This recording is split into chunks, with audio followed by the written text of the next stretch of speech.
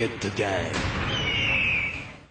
आप देख रहे हैं इंडिया न्यूज और आपके साथ मैं हूं अनुराग मुस्कान। जेल में बंद आसाराम के लिए सबसे बुरी खबर है। जिस गिद्ध गैंग को मैदान में उतारकर रिहाई का रास्ता बनाने की तैयारी चल रही थी, उसी गिद्ध गैंग के 5 गिद्धों को पुलिस ने दबोच लिया है। पुलिस ने गैंग के पास से साजिश का सारा साजो सामान भी बरामद कर लिया है। आइए आज आपको आसाराम के गिद्ध गैंग की खूनी दास्तान दिखाते हैं। शहर शहर आसाराम का गिद्ध गैंग।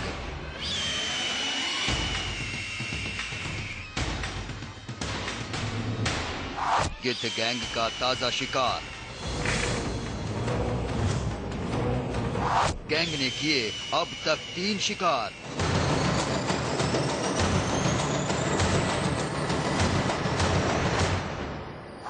गैंग के निशाने पर आसाराम के दुश्मन।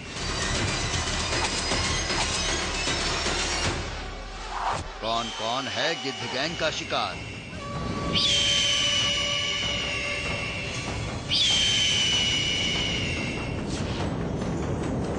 देखिए शख्स को। यह आसाराम की गिद्ध गैंग का सबसे ताजा शिकार है। पूरे बदन पर जख्म ही जख्म हैं। वो तो इसकी किस्मत अच्छी थी जो जान बच गई। उमरा पुलिस स्टेशन की हद में वेसू एक एरिया है जहां पे एक एसिड अटैक हुआ था। कॉम्प्लेनेंट है दिनेश चंदूभाई भागचंदानी। उनके ऊपर एसिड फेंका गया था और उनको इंजरी हुई थी। आसाराम के इस गिद्ध गैंग ने हमले को पूरी तैयारी के साथ अंजाम दिया, लेकिन हमले को अंजाम देकर भाग रहे एक आरोपी किशोर बालकृष्ण बोडके को मौके पर ही लोगों ने धर दबोचा और बाद में पुलिस के हवाले कर दिया। पुलिस ने किशोर की निशानदेही पर ही इसी गिरोह के 2 और हमलावरों को गिरफ्तार कर लिया। 5 लोगों को अभी 3 लोगों को तो अरेस्ट कर लिया फॉर्मली और 2 लोगों को आज डिटेन करके पालनपुर से लाए हैं। उनको पूछपरछ के बाद आगे की कार्रवाई की जाएगी। जो 3 लड़कों को अरेस्ट किया है उनको पुलिस रिमांड पे हम लोगों ने 24 तारीख तक लिया हुआ है। पूछताछ कंटिन्यूड है। किशोर बोडके की निशानदेही पर पुलिस ने चंद्रशेखर और गोपाल को गिरफ्तार किया और इस तरह आसाराम के गिद्ध गैंग के 3 गिद्ध गिरफ्तार हो गए। गवाहों पर हमले की 3 वारदातें करने के बाद पकड़े गए 3 आरोपी कबूल कर चुके हैं। इनके पास से पुलिस को एक लिस्ट बरामद हुई है, जिस लिस्ट में उन 3 लोगों के नाम तो है जिन पर हमला हो चुका है, साथ ही 3 ऐसे गवाहों के नाम भी है जिन पर जल्द ही हमला होने वाला था। यानी अगर ये पकड़े नहीं जाते तो हमलों का सिलसिला इसी तरह जारी रहता। इनफैक्ट इनको भेजा गया था यहाँ पे प्लान करके कि और लिस्ट देके कि जो इनकी टारगेट्स हैं, जो हिट लिस्ट कह लीजिए, करीब 6 लोगों की लिस्ट इनके पास है, जिसमें ये 3 को अंजाम दे चुके हैं, बाकी 3 अभी बाकी हैं। आसाराम के गिद्ध गैंग ने जिन 3 लोगों को अपना निशाना बनाया, उनका सीधा ताल्लुक आसाराम और नारायण के केस से है। पुलिस भी यही कहती है कि तीनों हमलों के पीछे गवाहों को डराने की मंशा रही है। बदला लेने की भावना तो है ही, लेकिन केस के साक्षियों को प्रेशराइज करना, उनको डराना, उनको धमकाना और एक मैसेज ये कन्वे करना कि अगर कोई इस केस में इस तरह की विटनेस बनेंगे या मदद करेंगे तो उनको सतर्क रहना पड़ेगा। एक ये मैसेज कन्वे करना चाहते हैं। यानी पुलिस साफ साफ कह रही है कि आरोपियों का मकसद गवाहों के दिलों में दहशत बैठाना था और इसी मकसद के तहत वो आसाराम के केस से जुड़े लोगों पर लगातार हमले कर रहे थे। लेकिन आश्रम अब भी आरोपियों को बतौर साधक पहचानने से इनकार कर रहा है। अटैक हो गया। जब जब बापू की बेल की चर्चा होती है, हम कोई मूर्ख है कि हम अपने गुरु की बेल नहीं होने देंगे? क्या हमें नहीं मालूम है कि कानूनी कार्रवाइयों में ये हमारी बाधाएं बनेगी? आश्रम भले ही हमले के पीछे हाथ होने से इनकार करें, मगर आगे हम आसाराम के गिद्ध गैंग की उस हकीकत को बेपर्दा करेंगे जिसके बाद कोई शक नहीं रह जाएगा कि ये लोग आसाराम के ही साधक हैं और बाकायदा किसी आतंकी ग्रुप की ही तरह ये गवाहों को अपना शिकार बनाने निकले थे। आगे बताएंगे कि इस गैंग के निशाने पर और कौन कौन से गवाह हैं। आप बस देखते रहिए इंडिया न्यूज। सूरत से आनंद पाठक के साथ एहतियात शेख, इंदौर, इंडिया न्यूज।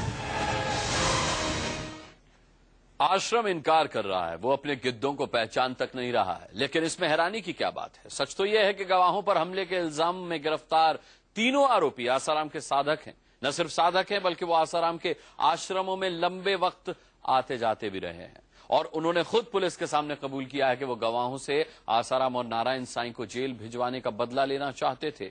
अब क्या कहेंगे आसाराम? तारीख 28 फरवरी 2014।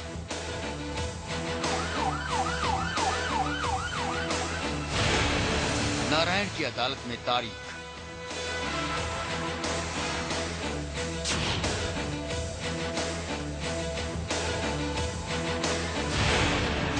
नारायण की पेशी के बाद हुआ गवाह पर पहला हमला।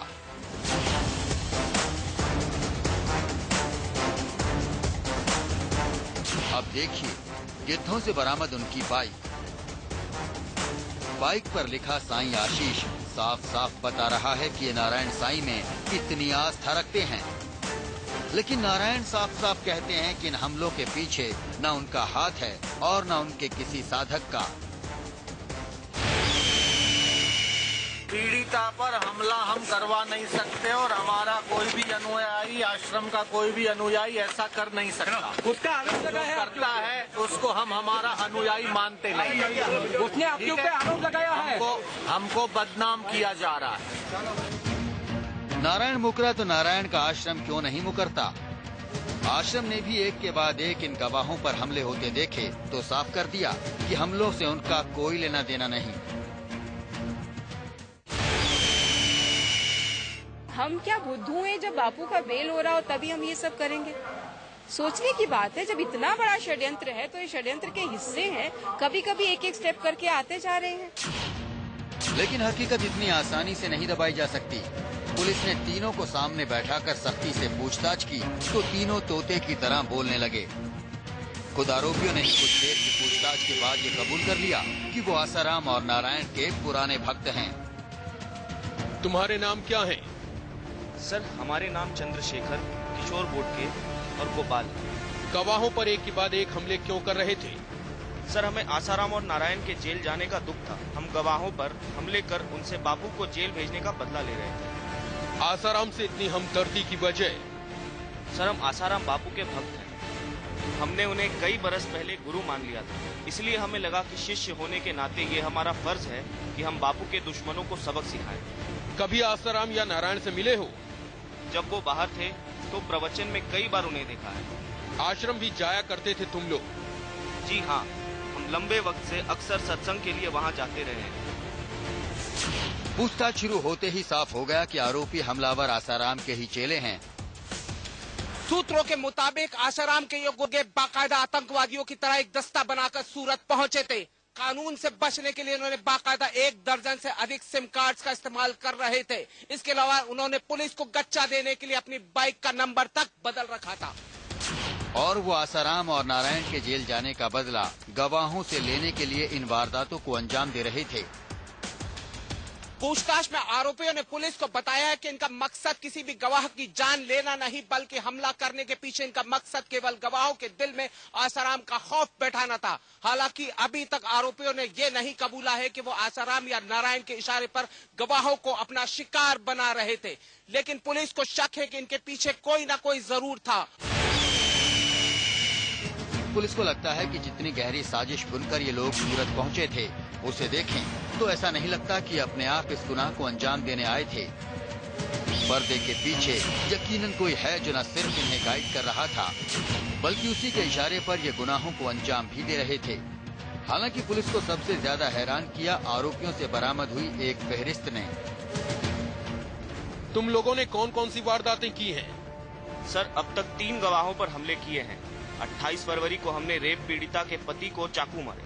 10 मार्च को हमने मामले की एक और अहम गवाह के पति के सिर पर रॉड से हमला किया। और होली से एक दिन पहले 16 मार्च को हमने दिनेश पर तेजाब फेंका। ये भी आसाराम मामले का अहम गवाह था। और जो तुम्हारे पास से 6 लोगों के नाम की लिस्ट बरामद हुई है, सर लिस्ट में कुल 6 लोग थे, 3 पर हम हमले कर चुके हैं और बाकी 3 गवाहों पर आने वाले दिनों में हमले करने थे, लेकिन उससे पहले ही हम गिरफ्तार हो गए। जाहिर है आसाराम के ये 3 गिद्ध गहरी साजिश के तहत आसाराम का बदला लेने निकले थे। साजिश इतनी महीन थी कि सुनकर आप भी दंग रह जाएंगे। कैसे खुद को साधक कहने वाले इन गिद्धों ने आसाराम के कुछ और चेलों को साथ जोड़ा और फिर सीरियल अटैक की योजना बना डाली। कैसे अलग अलग शहरों से आए ये तीनों हमलावर और किसके साथ मिलकर इन्होंने बुनी थी गवाहों को डराने की साजिश, आगे बताएंगे। आप बस देखते रहिए इंडिया न्यूज। इंदौर से अतियाब शेख के साथ आनंद पाठक, सूरत, इंडिया न्यूज। आसाराम का यह गिद्ध गैंग बाकायदा किसी आतंकी संगठन की तर्ज पर काम कर रहा था। अलग अलग शहरों से बुलाए गए उनके गुर्गों को एक लिस्ट सौंपी गई थी जिसमें उन गवाहों के नाम दर्ज हैं जिन्हें खौफजदा करने का जिम्मा इस गिद्ध गैंग को सौंपा गया।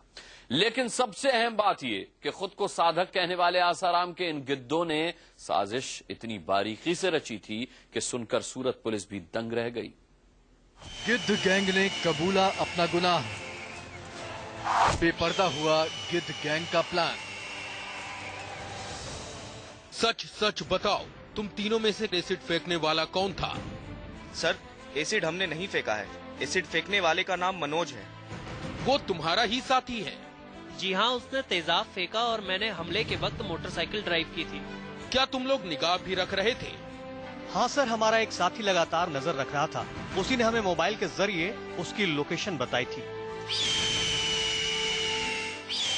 सुना आपने, आसाराम के चेले कुछ इसी अंदाज में सूरत पुलिस के सामने जब बोले तो फिर बोलते ही चले गए। पूरी साजिश उन्होंने पुलिस के सामने खोलकर रख दी। यकीन मानिए, साजिश वाकई बेहद गहरी थी। आसाराम के गिद्धों ने पूरा प्लान पेशेवर बदमाशों की तरह बनाया था। जिस तरह की इंफॉर्मेशन पूछताछ के दरमियान मिली है, उससे जाहिर होता है कि अटैक करने के वक्त 3 लड़के थे, जिसमें 2 लड़के मोटरसाइकिल पे थे। मोटरसाइकिल GJ05 DL 8964, ये स्प्लेंडर मोटरसाइकिल है। ये 2 लड़के जो मोटरसाइकिल पे थे उसमें से एक पकड़ा गया जो ड्राइव कर रहा था। दूसरा जिसने एसिड फेंका था वो मनोज उर्फ मणि, ये उत्तराखंड का रहने वाला है, ये भाग गया है। जी हाँ, आसाराम के गिद्ध गैंग के ये गुर्गे गवाहों पर लगातार नजर रख रहे थे। 16 मार्च को फोन के जरिए इन्हें इनके साथी ने दिनेश नाम के गवाह की लोकेशन बताई।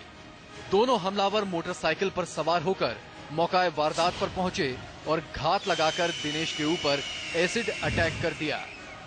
वारदात को अंजाम देकर इन्हें भाग निकलना था, लेकिन पुलिस ने एक हमलावर को मौके पर ही पकड़ लिया। पकड़े गए किशोर नाम के हमलावर की निशानदेही पर सूरत पुलिस ने गिद्ध गैंग के 2 और गुर्गों को धर दबोचा। पूछताछ में पुलिस को पता चला कि यही वो गिरोह है जो एक एक कर आसाराम मामले के तमाम गवाहों पर हमले कर रहा था। जो खुलासे हुए हैं वो बेसिकली ये दर्शाते हैं कि जो पिछले 3 अटैक हुए हैं, इस अटैक को लेके जो पिछले 2 और अटैक हुए हैं, 3 अटैक हुए, उन तीनों अटैक्स में एक ग्रुप है जो बाहर से आया हुआ है। तारीख 28 फरवरी 2014, आसाराम के गिद्धों ने किया पहला अटैक। चाकू के वार से एक गवाह को किया घायल। पहला अटैक खतोदरा पुलिस स्टेशन की हद में 28 फरवरी को हुआ था, जिसमें इस केस रेप केस में जो फरियादी बहन है उनके हस्बैंड के ऊपर अटैक किया गया था। वो ESI हॉस्पिटल में काम करते हैं और दिन में उनके ऊपर चाकू से अटैक हुआ था। उस अटैक में भी मोटरसाइकिल यूज हुई थी। तारीख 10 मार्च 2014, आसाराम के गिद्धों ने किया दूसरा अटैक। रॉड के इस्तेमाल से गवाह को किया जख्मी। दूसरा अटैक अटाजन पुलिस स्टेशन की हद में पाल एक एरिया है, वहाँ पे 10 मार्च को हुआ था। उसमें भी मोटरसाइकिल का उपयोग किया गया था। उसमें भी जो साक्षी हैं उनके ऊपर हमला करके उनको इंजर्ड किया गया था। ये जो भी मामला ब्लड का केस चल रहा है तो स्वाभाविक है हम लोग मोटरसाइकिल का उपयोग किया गया था। उसमें भी जो साक्षी हैं उनके ऊपर हमला करके उनको इंजर्ड किया गया था।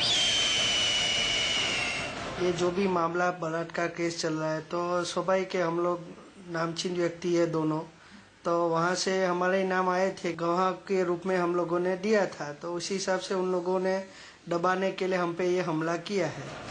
तारीख 16 मार्च 2014 आसाराम के गिद्धों ने किया तीसरा अटैक, तेजाब से गवाह को जला डाला। तीसरा अटैक अभी 16 तारीख को हुआ, जिसमें जो कंप्लेनेंट है वो साक्षी तो नहीं है, लेकिन उनके चूंकि पुरानी दुश्मनी है इस वजह से उनके ऊपर अटैक हुआ है। फिलहाल तो ये लोग पकड़े गए हैं, लेकिन ये महज कठपुतली हो सकते हैं। इनकी डोर किनके हाथ में है ये पता लगाना अब भी बाकी है।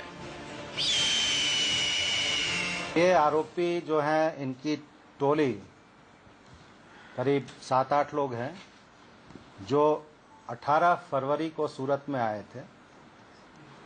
18 फरवरी से सूरत में रह के इन लोगों ने प्लानिंग की है।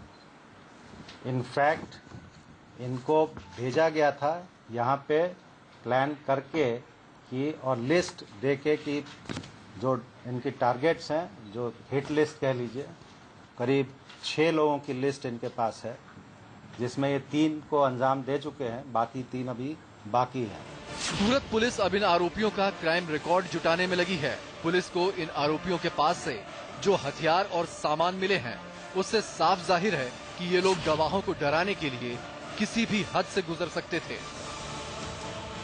सूरत पुलिस कहती है कि इस ग्रुप में तकरीबन 7 लोग हैं, यानी इतना तो तय है कि अभी इस मामले में न सिर्फ कई और खुलासे होने बाकी हैं, बल्कि कई और गिरफ्तारियां भी होनी हैं।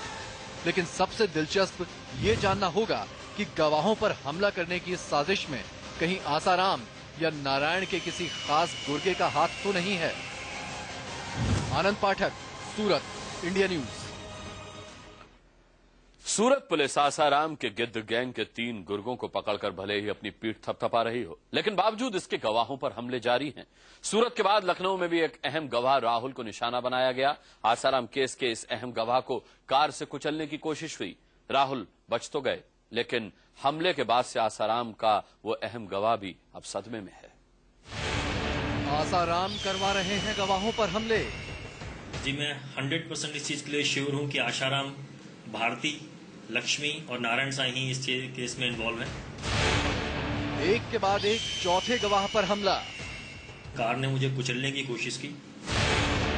गिद्ध गैंग किस को मारेगा? आसाराम के कितने गिद्ध गैंग? ये राहुल है, आसाराम केस का एक अहम गवाह, वो राजदार जो पुलिस और अदालत दोनों को आसाराम के बेहद गहरे राज बता चुका है। कभी आसाराम का बेहद खास रहा राहुल आसाराम की असली सूरत को जानने का दावा करता है। इसीलिए वो लगातार बीते 6 महीनों से अपना चेहरा छिपाकर मीडिया के सामने आ रहा है। बावजूद इसके राहुल पर हमला हो ही गया। राहुल का दावा है कि सोमवार को होली के दिन आसाराम के गुर्गों ने उसे गाड़ी से कुचलने की कोशिश की। कार ने मुझे कुचलने की कोशिश की और उसके बाद जब मेरे फ्रेंड ने मुझे बचा लिया, मैं बहुत ही रोड के किनारे जा रहा था और बहुत तेज कार आ रही थी, उसने मुझे खींच लिया। उसके बाद जब वो मुझे हिट नहीं कर पाई कार, तो कार ने ब्रेक मारी और गुस्से से मुझे मुड़कर देखा और कार की नंबर प्लेट के ऊपर मिट्टी लगी हुई थी अच्छी तरह कि मैं कार के नंबर पढ़ भी नहीं सकता था। आसाराम मामले के एक और गवाह राहुल पर हुआ हमला बताता है कि गिद्ध गैंग में लोगों की संख्या यकीनन 3 से ज्यादा है, या फिर यह भी मुमकिन है कि स्टैंड बाय के तौर पे एक और दस्ता तैयार रखा गया हो, यानी अगर एक दस्ता पकड़ा भी जाए तो दूसरा अपना काम जारी रखे। राहुल इस हमले के पीछे साफ तौर पर आसाराम का हाथ बताता है। उसे यकीन है कि आसाराम के इशारे पर ही उसे मिटाने की साजिश आसाराम के गिद्ध गैंग ने रची थी। राहुल का दावा है कि जेल में बंद आसाराम कुछ भी कर सकते हैं। और तो और राहुल का दावा है कि इसमें आसाराम की बेटी भारती का भी हाथ हो सकता है। जी, मैं 100% इस चीज के लिए श्योर हूं कि आसाराम, भारती, लक्ष्मी और नारायण साई ही इस केस में इन्वॉल्व हैं। 100%, क्योंकि ये लोग अंदर बैठ के भी अपना पूरा एम्पायर अंदर बैठ के हैंडल कर रहे हैं। आसाराम पर लगे रेप के केस में राहुल सरकारी गवाह है, लेकिन राहुल का आरोप है कि उसे अहम गवाह होने के बावजूद पुलिस की तरफ से सुरक्षा नहीं दी गई और नतीजा इस हमले की शक्ल में सामने आया है। हालांकि गवाहों पर ताजा हमलों के बाद अब अहमदाबाद पुलिस गवाहों को सुरक्षा मुहैया कराने पर राजी हो गई है। सूरत पुलिस से हमने प्रोटेक्शन की बहुत बार मांग की, लेकिन सूरत पुलिस ने हमें कभी प्रोटेक्शन नहीं दिया। अस्थाना जी लगातार झूठ बोलते जा रहे हैं कि हम एक्चुअली जो स्टेटमेंट जिन लोगों ने दिया है विटनेसेस ने, उन्होंने कभी हमसे पुलिस प्रोटेक्शन नहीं मांगा, पर ये झूठी बात है। और अहमदाबाद पुलिस का आज सामने से फोन आया, उन्होंने पुलिस प्रोटेक्शन के लिए कहा है कि हम आपको पुलिस प्रोटेक्शन प्रोवाइड करा रहे हैं। आसाराम के गिद्ध गैंग के 3 गुर्गों को गिरफ्तार कर लेना ही काफी नहीं है, अभी ये पता लगाना जरूरी है कि इस गिरोह में कुल कितने लोग हैं। हालांकि जांच जारी है और 3 गिरफ्तार लोगों के अलावा पुलिस ने दिनेश और लक्ष्मण नाम के 2 और लोगों को हिरासत में रखा है। इतना ही नहीं, पुलिस को मनोज उर्फ मणि और अंकित नाम के 2 साधकों की भी तलाश है। 7 नहीं है इसमें, अभी कम से कम और 5-6 लोग निकलेंगे कम से, हाँ आराम से। आसाराम का गिद्ध गैंग अब तक 4 हमले अंजाम दे चुका है और पुलिस के पास वो लिस्ट भी मौजूद है जिसमें अगले 3 शिकारों का नाम दर्ज है। लिहाजा पुलिस के लिए जरूरी है इस गैंग को जल्द से जल्द इसकी सही जगह यानी सलाखों के पीछे पहुंचाना, क्योंकि 19 मार्च से आसाराम मामले में गवाहियां शुरू हो रही हैं और इस तरह गवाहों पर होने वाले हमले पुलिस का केस बड़ी हद तक कमजोर कर सकते हैं। लखनऊ से विजय मिश्रा के साथ आनंद पाठक, सूरत, इंडिया न्यूज।